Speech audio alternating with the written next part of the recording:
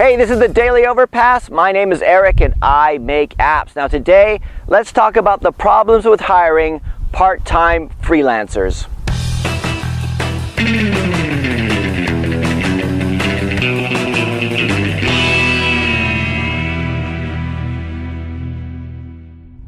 Okay, at the last live stream, one of the questions I was asked a couple of times was, how do I hire a developer and keep them from screwing me over, right? And I had to say, what do you mean keep them from screwing you over? How are they screwing you over? And I said, well, I hire somebody on Upwork. They take a long time to do the project. They're producing bad code. I end up chasing them the whole time. All this kind of stuff, right? And I was kind of saying, like, well, you need to make sure you have somebody who's dedicated to it and everything like that, right? And I also say that I don't usually hire people from Upwork, not unless it's like a small project, like it's a really small task, like maybe a couple of days. Maybe it's a translation task, maybe it's a design task, maybe there's one little bit of functionality that I need, but I don't usually hire people on Upwork for large-scale projects because unless they have like really good reviews. I mean, if they have really good reviews, that's something that you could trust, but a lot of the times it's working with part-time freelancers that can be very difficult.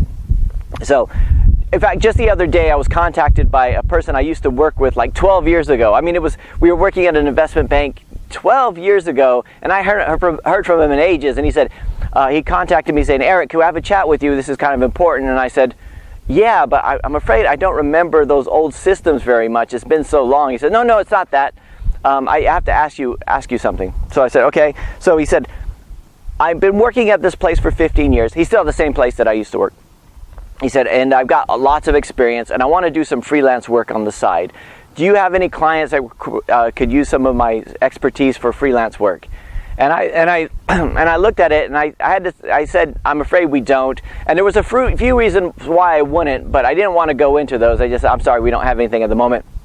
But the main reason is I have always had a problem hiring part-time freelancers, right? And I've also been hired back in the past as a part-time freelancer, and it's been really difficult. And what I mean by part-time is, I mean they have a full-time job which they're working 9 to 5 or 9 to 8 or whatever, the normal full-time job, and they're just trying to take on a few hours in the evenings, which is fine if you're working in a shop or something like that. But for software, a lot of times you need real dedication, right?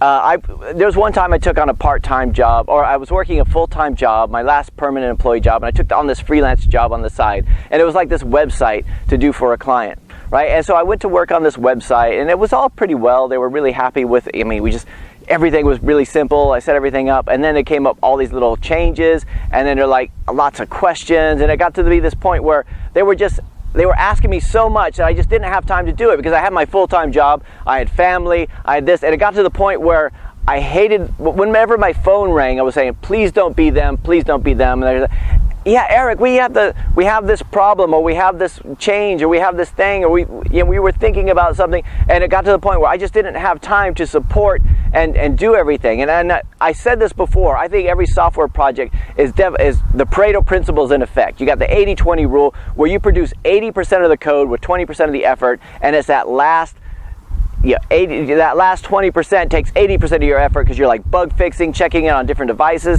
If it's a website, you're checking it on different browsers. And that's when you need that part-time freelancer the most. And that's when they lose interest. That's when they move on. That's when they start complaining about, it gets resentful on both sides. And this is just something about experience. Now, when I say part-time freelancer, I'm not saying somebody who does freelance work, like they have several jobs going on at the same time, like they just like that way of life. That's different. Like if you hire somebody on Upwork and they're totally dedicated to Upwork and they're just doing like loads of different small jobs, that's one thing. But if there's somebody who just has a couple hours in the evening and they just want to help you out a little bit because it seems kind of easy and they're skilled and everything like that, it's really difficult when they're not available whenever you need them, especially when you're in those crunch moments. This is just something that I find. My team in the Philippines, they are full-time freelancers, so they're 40 hours a week. I've also hired people for 20 hours a week, or I'll hire them for just certain projects. But it's also it depends on the urgency of the project. So this is just something that I found, And let me know what you guys think. I mean, for those of you who have hired part-time freelancers, have you had the same kind of problems I have? And I just know this from the experience of having done a part-time project on my own for another client, how resentful we got towards each other towards the end, and it was just not a good experience. So anyway, that's why I had to say no to that to that person. And anyway, that is it for today. I'll talk to you guys again tomorrow. As long as I'm still